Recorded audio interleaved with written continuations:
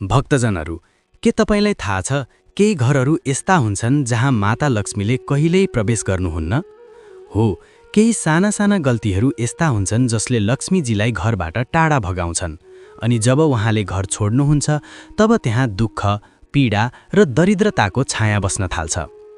आज हामी ती कामहरूका बारेमा जान्नेछौँ जसले माता लक्ष्मीलाई क्रोधित तुल्याउँछन् र कसरी एउटी स्त्रीका कर्मले घरमा सुख रहन्छ वा गरिबी भन्ने कुराको निर्धारण गर्दछन्।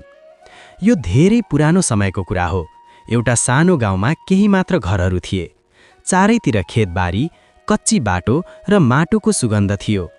गाउँको बीचैमा सेठ रामदयालको घर थियो। रामदयाल कुनै धेरै ठूलो जमिनदार त थिएनन्, तर उनी निकै मेहनती र इमानदार मानिस थिए। गाउँमा सबैले उनलाई सम्मानका साथ सेठजी भनेर सम्बोधन गर्थे। उनको अन्नको एउटा सानो व्यापार थियो जुन बिस्तारै फस्टाउँदै गइरहेको थियो। बिहान सूर्य उदाउने बित्तिकै उनी काममा निस्कन्थे र साँझ थकित भएर घर फर्कँदा उनकी पत्नी सुशीलाबाईले उनलाई ढोकामा मुस्कानका साथ स्वागत गर्थिन्। सुशीलाबाई निकै शान्त र संयमित स्त्री थिइन्। उनको अनुहारमा सधैँ सादगी झल्किन्थ्यो। निधारमा सानो टीका र साडीको सपको सधैँ शिरमा हुन्थ्यो। उनी मान्थिन् कि घरको असली शोभा सुन चाँदीले होइन, बरु सरसफाई र सच्चा मनले हुन्छ। हरेक बिहान सूर्योदय हुनुभन्दा अगाडि नै उठेर उनी आँगन बढार्थिन्, तुलसीमा जल चढाउँथिन् र त्यसपछि चुल्होमा दियो बाल्थिन्। उनको यही दिनचर्या थियो, सादगीमा भक्ति र भक्तिमा अनुशासन। गाउँका आइमाइफहरू प्राय भन्ने गर्थे, सेठानीको घरमा त माता लक्ष्मी आफै बस्नुहुन्छ। रामदयाल र सुशीलाबाईको एउटै छोरा थियो, अर्जुन। अर्जुन भर्खरै 20 वर्षको लक्का जवान थियो, तर राम्रो संस्कारमा हुर्किएको थियो। अर्जुन दिनभरि बुबाको काममा सभाउँथ्यो र राति आमाको छेउमा बसेर उनका कुरा सुन्ने गर्थ्यो। उसले आमालाई भन्थ्यो, आमा, जब तपाईँ तुलसीको फेदमा दियो बाल्नुहुन्छ नि, तब लाग्छ घरमा साँच्चै देवी ओर्लिनु भएको छ। सुशीलाबाई मुस्कुराउँदै भन्थिन्, बाबु, देवी त हरेक त्यस घरमा बस्नुहुन्छ जहाँ सफाई र श्रद्धा हुन्छ। बस उहाँलाई मान्ने एउटा हृदय चाहिन्छ। समय बित्दै गयो। घरमा सबै कुरा ठिकठाक चलिरहेको थियो, तर भाग्यको खेल अनौठो हुन्छ। एक दिन सुशीलाबाईलाई सामान्य ज्वरो आयो। उनले सोचिन् 2 दिनमा निको भइहाल्छ नि, तर त्यो ज्वरो दिनदिनै बढ्दै गयो। सुरुमा थकान, त्यसपछि कमजोरी र बिस्तारै अवस्था यस्तो भयो कि उनी भान्सासम्म जान पनि सकिनन्। रामदयालले गाउँका वैद्यलाई बोलाए। वैद्यजीले नाडी जाँचे र केही जडीबुटीहरू दिए, तर त्यसले कुनै असर गरेन। दिन प्रतिदिन सुशीलाबाईको स्वास्थ्य बिग्रदै गयो। घरको वातावरण जुन पहिले हाँसो र पूजाको ध्वनिले भरिएको थियो, अब सन्नाटाले घेरिन थाल्यो। रामदयाल प्राय राति आँगनमा बसेर सोच्ने गर्थे, किन अचानक यो सब भयो? कतै मेरो कमाईमा कुनै गल्ती त भएन वा हामीले कसैको मन त दुखायौँ कि? उनी माथि आकाशतिर हेर्थे र मनमनै माता लक्ष्मीलाई भन्थे, आमा, जे जति भूल भयो होला क्षमा गरिदिनुहोस्। तर जवाफमा केवल हावाको मधुर सुसाई मात्र सुनिन्थ्यो। अर्जुन हर पल आमाको साथमा रहन्थ्यो। उनलाई काँढा बनाएर खुवाउँथ्यो, टाउको थिचिदिन्थ्यो र बिस्तारै उसले यो बुझ्न थाल्यो कि घरको जग आमा नै हुनुहुँदो रहेछ। सुशीलाबाई बिरामी हुने बित्तिकै घरको सारा नियम नै बदलियो। जुन भान्सा सधैँ चमक्थ्यो, अब त्यस्तो रहेन। सरसफाइमा हिलचेक्राइ हुन थाल्यो। पूजा पनि कहिले हुन्थ्यो त कहिले हुँदैनथ्यो। बिस्तारै त्यो पवित्रता जुन घरको पहिचान थियो, फिक्का हुँदै गयो। एक रात जब सेठ आफ्नी पत्नीको सिरानीमा बसेका थिए, उनले भने, सुशीला, म सोचिरहेको छु अब अर्जुनको विवाह गरिदिउँ। सुशीलाबाईले बिस्तारै आँखा खोलिन् र भनिन्, यति चाँडै? अहिले त ऊ बालबालकै छ। रामदयालले भने, अब ऊ बालक रहेन, घर सम्हाल्ने समय आइसकेको छ र म चाहन्छु कि तिमी जीवितै छँदै बुहारीलाई आफ्नै आँखाले देख्न पाऊ। यसो भन्दा भन्दै उनको आवाज गह्रौँ भयो। सुशीलाबाईले केही क्षण सोचिन् र भनिन्, यदि तिमीलाई यही ठिक लाग्छ भने गरिदेऊ। भोलिपल्टै उनले निर्णय गरे कि उनी आफ्नो छोराका लागि एउटी चरित्रवान र संस्कारी केटी खोज्नेछन् जसले घरलाई फेरि त्यसरी नै सजाओस् जसरी उनकी पत्नीले गरेकी थिइन्। गाउँमा हल्ला फैलियो कि सेठ रामदयाल आफ्नो छोराका लागि बुहारी खोज्दैछन्। चौतारीमा बसेका बुढापाका हुन् वा पधेरामा कुरा गर्ने आइमाईहरू, सबैका बीच यही कुराको चर्चा थियो। कसैले भन्थे सेठजीलाई ठूलो खानदानको बुहारी चाहिएको होला, त कसैले जवाफ दिन्थे, होइन, उनले त सादगी र संस्कार भएको घरकी छोरी नै रोज्नेछन्। बिस्तारै यो कुरा पुरै इलाकामा फैलियो। हरेकलाई थाहा थियो कि सेठ रामदयाल आफ्नो छोराको घरजम गर्ने तयारीमा छन्। नाताका कुराहरू सुरु भएपछि वरपरका गाउँहरूबाट मानिसहरू सल्लाह दिन आउन थाले। हरेकले आफ्ना घरका छोरीहरूको प्रशंसा गर्थे। सेठ सबैका कुरा सुन्थे, तर हरेक पटक उनको मनमा एउटै कुरा खेल्थ्यो, सुन्दरता वा सम्पत्तिले घर चल्दैन, घर त संस्कार र संयमले बन्छ। त्यही क्रममा उनको पुरानो चिन्जानको गोविन्दजी भेट्न आए। उनले भने, सेठजी, मेरा नातेदारको घरमा एउटी केटी छ, नाम राधा हो, सोझी, घर सम्हाल्न जान्ने र ठुला बडाको आदर गर्ने खालकी छिन्। मलाई लाग्छ उनी तपाईको घरका लागि योग्य छिन्। सेठले भने, ठिक छ, म गएर हेरेर आउँछु। भोलिपल्ट बिहान उनी एक्लै निस्किए।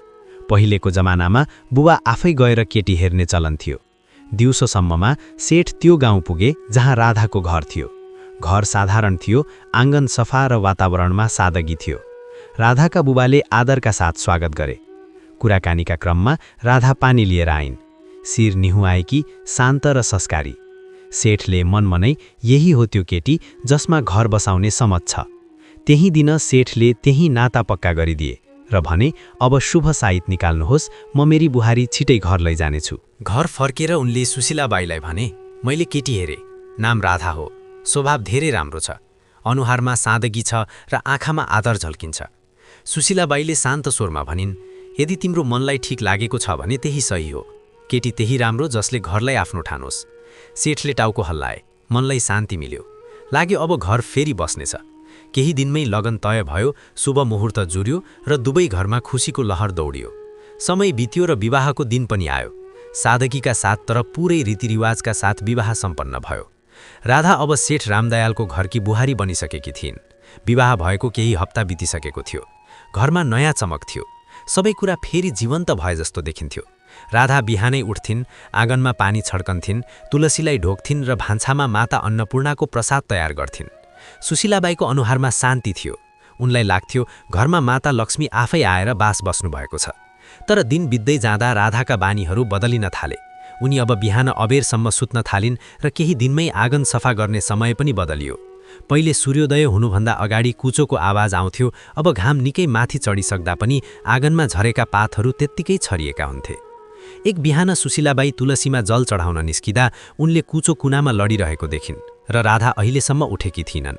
उनी कोठामा गइन् र बिस्तारै भनिन्, छोरी, अब त घाम आँगनसम्म आइसकेछ, उठ, घरको रौनक बिहानको सफाइबाट सुरु हुन्छ। राधाले निन्द्राले भरिएका आँखा खोल्दै भनिन्, आमा, आज धेरै निन्द्रा लागिरहेको थियो, अझै एकछिन सुत्न दिनुस् न। सुशीलाबाईले भनिन्, छोरी, अबेरसम्म सुत्नाले मनमा आलस्य आउँछ र जब मन आलसी हुन्छ तब लक्ष्मीजीले पनि घरको बाटो बिर्सनुहुन्छ। बिहानको हावा र सूर्यको किरण घरको बरकत हुन्, यिनलाई यसरी नगुमाऊ। राधाले हल्का मुस्कान दिइन्, आमा, म भोलिदेखि ध्यान दिनेछु। तर भोलिपल्ट पनि त्यही भयो। सूर्य उदायो, आँगनमा सन्नाटा रह्यो र तुलसीको माटो सुकेर बस्यो। केही दिनपछि अर्को एउटा कुरा भयो। राधा कुचो लगाउँदै थिइन्, त्यत्तिकैमा कुचो झुकिएर उसको खुट्टामा लाग्यो। सुशीलाबाईले देख्ने बित्तिकै भनिन्, राधा छोरी, कुचोलाई खुट्टाले नछौ, यो माता लक्ष्मीको प्रतीक हो। राधाले हाँस्दै भनिन्, धत आमा, यो त एउटा कुचो मात्र त हो, झुकिएर लाग्यो, अब यसमा के को अपशकुन। सुशीलाबाईले कुचो उठाएर भित्ताको छेउमा राख्दै भनिन्, छोरी, यही त गल्ती हो, जब मानिसले साना कुरालाई हल्का रूपमा लिन्छ तब ठूला बरकतहरू उसँग रिसाउँछन्। कुचो सफाईको साधन मात्र होइन, यो लक्ष्मीजीको आशीर्वाद हो जसले फोहोर टाढा भगाउँछ। राधाले मधुर स्वरमा भनिन्, आमा, तपाईँ पनि हरेक कुरालाई पूजा बनाइदिनुहुन्छ। सुशीलाबाई मुस्कुराइन्, तर उनको आँखामा चिन्ता झल्कियो। बिस्तारै राधाको ध्यान घरको सफाई र भान्साबाट हट्न थाल्यो। एक रात उनी खाना बनाएर थकित भइन् र जुठा भाँडाहरू चुल्होकै छेउमा छोडेर सुत्न गइन्। मध्यरातमा जब सुशीलाबाई पानी खान उठिन्, उनले देखिन् कि भान्सामा जुठा भाँडाहरूको थुप्रो लागेको छ। बिहान उनले राधालाई भनिन्, छोरी, भान्सा माता अन्नपूर्णाको घर हो, त्यहाँ फोहोर छोड्नु राम्रो होइन, रातिको फोहोरले नकारात्मकता फैलाउँछ। राधाले भनिन्, आमा, तपाईँ त सधैँ चिन्ता मात्र गर्नुहुन्छ, म अहिले सफा गरिहाल्छु नि। सुशीलाबाईले लामो सास फेर्दै भनिन्, छोरी, जुन काम साँझको हो त्यसलाई बिहानसम्म सार्नु भनेको बरकतलाई रोक्नु हो। सफा भान्साबाट नै सुखको सुरुवात हुन्छ। राधाले केही बोलिनन्, तर उनको अनुहारमा थकान र अनिच्छा प्रष्ट देखिन्थ्यो। साँझको समय थियो, सूर्य अस्ताइसकेको थियो र घरमा दियो बाल्ने बेला भएको थियो। त्यही बेला राधाले कुचो उठाइन् र आँगन बढार्न थालिन्। सुशीलाबाईले तुरुन्तै आवाज दिइन्, राधा, साँझको बेला कुचो लगाउनु हुँदैन नानी, यो समयमा माता लक्ष्मी घरमा प्रवेश गर्नुहुन्छ। राधाले नरोकिकन भनिन्, आमा, जब दिनमा समय मिल्दैन तब साँझै सफाई गर्नुपर्छ, यसले के फरक पर्छ र? सुशीलाबाई ढोकामा उभिएर भनिन्, फरक पर्छ छोरी, साँझमा कुचो लगाउनाले लक्ष्मीजीको आशीर्वाद बाहिर निस्किन्छ, बरकत केवल कमाइले आउँदैन, बानीले आउँछ। राधाले कुचो एकतिर राखिन् र भनिन्, आमा, म तपाईँको इज्जत गर्छु, तर अब जमाना बदलिसक्यो, मानिसहरू यी सबै कुरा मान्दैनन्। सुशीलाबाईले शान्त स्वरमा भनिन्, छोरी, जमाना बदलिएला, तर घरको जग बदलिँदैन। जो परम्परासँग जोडिएर रहन्छ उही स्थिर रहन्छ। केही दिनपछि फेरि अर्को घटना भयो। राधाले खाना खाइसकेपछि जुठा भाँडाहरू चुल्होको माथि राखिदिन्। जब सुशीलाबाईले देखिन्, उनले भनिन्, छोरी, चुल्हो माता अन्नपूर्णाको आसन हो, त्यहाँ जुठा भाँडा राखिँदैन। राधाले माथि नहेरिकन भनिन्, आमा, मैले त ठाउँ नभएर मात्र राखेकी हुँ, पछि धोइहाल्छु नि। सुशीलाबाईले भनिन्, भान्सामा पवित्रता सबैभन्दा जरुरी छ। यदि चुल्होमा फोहोर भयो भने लक्ष्मीजीको कृपा पनि घट्नेछ।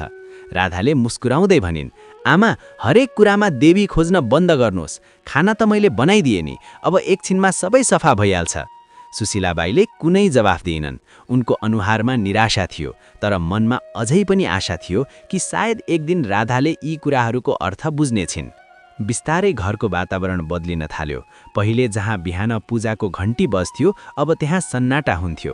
तुलसीको फेदको माटो सुकेको थियो, दियो निभेको हुन्थ्यो।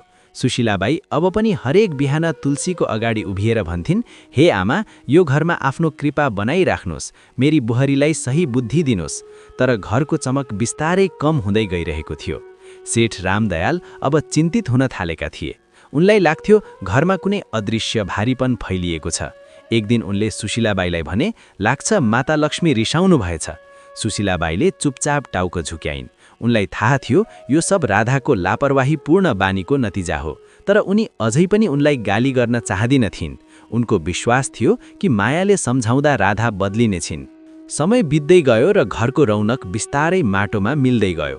पहिले जहाँ बिहान तुलसीको छेउमा दियो बल्थ्यो, अब त्यहाँ धुलो जम्न थालेको थियो। राधा अब प्राय उदास वा व्यस्त रहन्थिन्। सफाई अधुरो, पूजा कहिलेकाहीँ मात्र, र घरमा अब त्यो आत्मीयता थिएन जुन पहिले हरेक कुनामा झल्किन्थ्यो। सेठ रामदयालले सबैभन्दा पहिले परिवर्तन आफ्नो व्यापारमा महसुस गरे। पहिले जुन व्यापारमा फाइदा हुन्थ्यो, अब घाटा हुन थाल्यो। गोदाममा अन्नमा किरा लागे, केही सम्झौताहरू अड्किए र पुराना ग्राहकहरू बिस्तारै टाढा हुन थाले। सेठ धेरै रातसम्म जागेर हिसाब किताब हेर्थे, तर बुझ्न सक्दैनथे कि गल्ती कहाँ भइरहेको छ।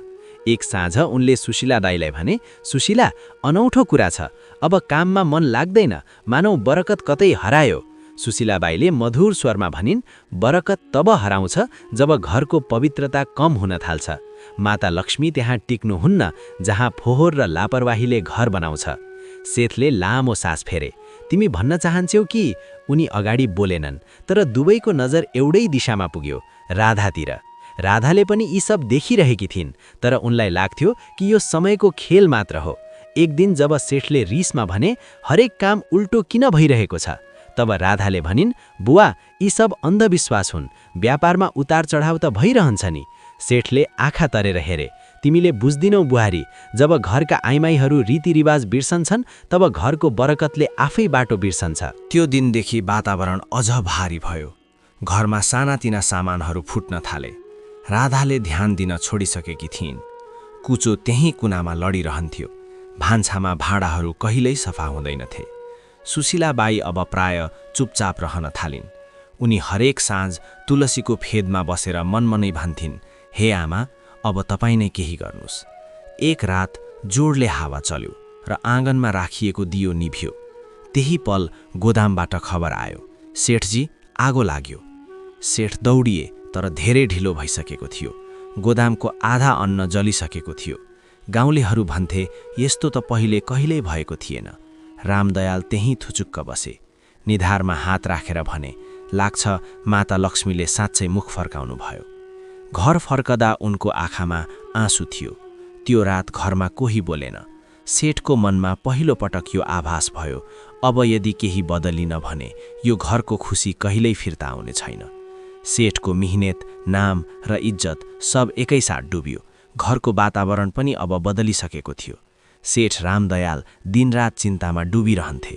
राति प्राय बरन्डामा बसेर बरबराउँथे, माता लक्ष्मी तपाईँ कहाँ जानुभयो? एक साँझ सेठ घर फर्के, अनुहार रिसले रातो थियो। उनी आँगनमा बसे र एक्कासी भने, अब म यो सब सहनै सक्दिनँ। सुशीलाबाई झस्किन्, के भयो र? सेठले ठुलो स्वरमा भने, के भन्नु, सब खतम भयो। मिहिनेत, इज्जत, कारोबार सब जलेर खरानी भयो। अनि मलाई थाहा छ यो सब कसको कारणले भएको हो। उनको नजर राधामा अडियो, जो नजिकै उभिएकी थिइन्। राधा डराइन् र मधुर स्वरमा भनिन्, बुवा, मबाट के गल्ती भयो? म त हरेक दिन आफ्नो काम गर्छु। सेठको आवाज भारी र कापिरहेको थियो। काम? तैँले घरको रूप नै बदलिदिइस् बुहारी। न सफाई, न श्रद्धा, न बिहानको दियो। जब स्त्रीले घरको मर्यादा बिर्सिन्छे तब लक्ष्मीजीले पनि उसको साथ छोड्नुहुन्छ। जुन दिन तँ यो घरमा आइस् त्यही दिनदेखि बरकत घट्न थाल्यो। राधाको आँखा भरिएर आए। उनले रुँदै भनिन्, मैले कसैको नराम्रो चिताएको थिइनँ बुवा। मैले त बस आफ्नै शैलीले बाँच्ने कोसिस गरेँ। यदि पूजामा ढिलो भयो वा सफाइमा कमी भयो भने के विनाशको जड मही हुँ त? सेठ रिसले उठे र भने, हो, किनभने घरको जग स्त्रीको कर्ममा टिकेको हुन्छ। यदि देही खुकुलो भयो भने पुरै घर ढल्छ। त आएपछि न शान्ति बच्यो न बरकत। अब म तँलाई अरू केही भन्न सक्दिनँ, बस यति कि यो घरबाट जा राधा, जा र आफ्ना कर्महरूमा आफै विचार गर। राधा स्तब्ध भइन्। उनले काँप्दै भनिन्, आमा, तपाईँ त केही भन्नुस्, के साँच्चै मेरै कारणले यी सब भएको हो? सुशीलाबाईको आँखामा आँसु थियो तर शब्द निस्किएनन्। राधाको गालाबाट आँसु खसे। सेठले कडा स्वरमा भने, अब यो दैलो काट्ने आँट नगर्नु, जबसम्म मन र घर दुवै पवित्र हुँदैनन्। राधाले केही नबोली शिर निहुराइन्। उनले बिस्तारै त्यो दैलो पार गरिन्, जुन दैलोबाट केही महिना अघि उनले पहिलो पटक पाइला टेकेकी थिइन्। अनि राधा केही नभनी, कुनै सामान नलिई, आँसुले भिजेको साडीमा त्यो घरबाट निस्किन्। पाइला भारी थिए तर मनमा एउटा सङ्कल्प बलिरहेको थियो। अब उनी माता लक्ष्मीसँग माफी माग्ने छिन्, चाहे यसका लागि उनले आफूलाई नै मेटाउनु किन नपरोस्। रात चिसो थियो, बाटो सुनसान थियो। गाउँबाट निस्कने बित्तिकै घना जङ्गल सुरु भयो। रुखहरूको छायामा जुनको किरण पनि मुस्किलले पुग्थ्यो। उनी एउटा पुरानो बरको रुखमुनि बसिन्। आँसु रोकिएका थिएनन् तर भित्र एउटा अनौठो दृढता थियो। उनले हात जोडेर भनिन्, आमा, जबसम्म तपाईँले दर्शन दिनुहुन्न म न अन्न ग्रहण गर्नेछु न त जल। रात बित्यो, दिन उदायो। भोकले शरीर गल्यो तर उनको मन अझ बलियो हुँदै गयो। तेस्रो दिन जब सूर्य अस्ताउन लाग्यो तब चारैतिर हल्का ज्योति फैलन थाल्यो। राधाले आँखा खोलिन्। अगाडि सुनौलो आभा थियो र त्यो आभाबाट एउटा दिव्य स्वर निस्कियो, राधा। उनी काँप्दै उठिन्। माता लक्ष्मी, के साँच्चै तपाईँ मेरो अगाडि हुनुहुन्छ? माता लक्ष्मी मुस्कुराउनु भयो। उहाँको अनुहार प्रकाशले भरिएको थियो। हो छोरी, म आएँ। तेरो पुकार सच्चा थियो। तेरो पश्चातापले मलाई यहाँ तान्यो।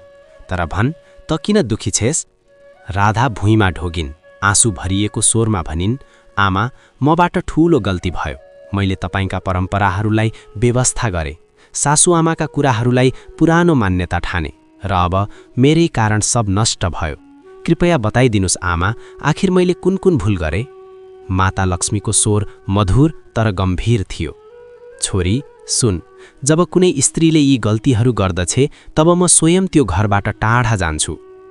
त्यसपछि उहाँले आफ्नो उज्यालो हत्केला उठाउनुभयो र एक एक गरेर बताउनुभयो। पहिलो गल्ती उहाँले भन्नुभयो, जब कुनै स्त्रीले कुचोलाई खुट्टाले छुन्छे तब उनले माता लक्ष्मीको अपमान गर्छिन्, किनभने कुचो नै स्वच्छता र समृद्धिको प्रतीक हो। दोस्रो गल्ती, जब जुठा भाँडाहरू चुल्होमा राखिन्छन् तब अन्नकी देवी माता अन्नपूर्णा रिसाउनुहुन्छ। जहाँ अपवित्रता रहन्छ त्यहाँ म प्रवेश गर्दिनँ। तेस्रो गल्ती, जब दैलोमा बसेर भोजन गरिन्छ तब त्यो स्थान जुन स्वागत र आशीर्वादको हुन्छ अशुद्ध हुन पुग्छ। म दैलोबाटै फर्कन्छु। चौथो गल्ती, जब साँझको समयमा कुचो लगाइन्छ तब त्यसले मेरो आगमनको समयमा मलाई नै घर बाहिर निकालिदिन्छ। पाँचौं गल्ती, जब स्त्रीहरू अबेरसम्म सुत्छन् र सूर्य उदाएपछि पनि घरको ढोका बन्द रहन्छ तब आलस्यका कारण घरको ऊर्जा नष्ट हुन्छ। म त्यस्ता घरहरूमा बस्दिनँ। छैठौं गल्ती, जब आँगनको सफाई हुँदैन तब त्यहाँ नकारात्मकता फैलिन्छ र म त्यहीँबाट फर्कन्छु जहाँ फोहोर देख्छु। सातौं गल्ती, जब जुठा भाँडाहरू रातभरि भान्सामा रहन्छन् तब त्यसले अन्धकारलाई निम्त्याउँछ र म त्यस्ता घरहरूबाट बिदा लिन्छु। 8औं गल्ती, जब कसैको अगाडि ढोकालाई खुट्टाले ठोकिन्छ तब त्यसले घरको मर्यादामा चोट पुर्याउँछ। म त्यहाँ टिक्न सक्दिन जहाँ आदर नहोस्। 9औं गल्ती, जब घरमा झगडा र कटुता रहन्छ तब मेरो स्वरूप जुन शान्ति हो त्यहाँ टिक्न सक्दैन। 10औं गल्ती, जब स्त्रीहरूले आफ्नो पूजा, सफाई र संयमलाई हल्का रूपमा लिन्छन् तब उनीहरू आफैले आफ्ना हातले सुखको द्वार बन्द गर्दछन्। माता लक्ष्मीको आवाज मधुरो भयो। याद राख छोरी, म सधैँ त्यहीँ बस्छु जहाँ स्वच्छता, श्रद्धा र सच्चा मन हुन्छ। यो केवल रीतिरिवाज होइन, जीवनको सन्तुलन हो। राधाको आँखाबाट आँसु रोकिरहेका थिएनन्। उनले काँप्दै भनिन्, आमा, अब बुझेँ, घरको चमक सजावटले होइन, आदर र पवित्रताले आउने रहेछ। माता लक्ष्मी मुस्कुराउनु भयो। तैले गल्ती स्वीकार गरिस्, अब तेरो घर फेरि उज्यालो हुनेछ। जा छोरी, आफ्नो घर फर्क, तेरो फर्कने बित्तिकै बरकत पनि फर्कनेछ। यति भनेर देवीको रूप बिस्तारै प्रकाशमा हरायो। राधा त्यहीँ झुकिरहिन्, हात जोडेर भनिन्, आमा, म तपाईको वचन निभाउनेछु। अब यो जन्ममा फेरि यस्तो भूल गर्ने छैन। त्यसपछि उनले शिर उठाइन्, आँसुमा मुस्कान थियो र पाइला गाउँतिर बढाए। जसरी उनले दैलो पार गरिन्, सुशीलाबाई दौडिएर आइन् र आँसुका साथ भनिन्, राधा, त फर्किस्? राधाले भनिन्, आमा, मैले सबै कुरा बुझेँ। घरमा लक्ष्मी तब मात्र बस्नुहुन्छ जब सफाई, पूजा र श्रद्धा साथै हुन्छ। त्यही दिनदेखि घरमा फेरि चमक फर्कियो, व्यापार सम्हालियो र पुरै गाउँमा चर्चा हुन थाल्यो। सेठजीको घरमा माता लक्ष्मी फेरि आउनुभयो। साथीहरू, याद राख्नुहोस्, जुन स्त्रीहरूले घरमा फोहोर राख्छन्, अबेरसम्म सुत्छन्, भान्सामा जुठा भाँडा छोड्छन्, साँझमा कुचो लगाउँछन्, दैलोमा बस्छन् वा सफाईलाई हल्का रूपमा लिन्छन्, त्यो घरमा कहिल्यै माता लक्ष्मीले प्रवेश गर्नुहुन्न। त्यस्ता घरहरूमा सुख टिक्दैन, बरु दरिद्रता र दुःखको बास हुन्छ। माता लक्ष्मी उनैको घरमा निवास गर्नुहुन्छ जहाँ स्वच्छता, सत्यता र श्रद्धा हुन्छ। त्यसैले दिदी बहिनी तथा दाजुभाइहरू, यदि तपाईँ चाहनुहुन्छ कि तपाईको घरमा माता लक्ष्मीको कृपा सधैँ बनिरहोस् भने यी 10 गल्तीहरूलाई आजैदेखि त्यागिदिनुहोस् र आफ्नो घरलाई पवित्र बनाउनुहोस्। डिजिटल कथाको यस प्रस्तुति कस्तो लाग्यो कमेन्टमा जय माता लक्ष्मी लेख्न नभुल्नुहोला।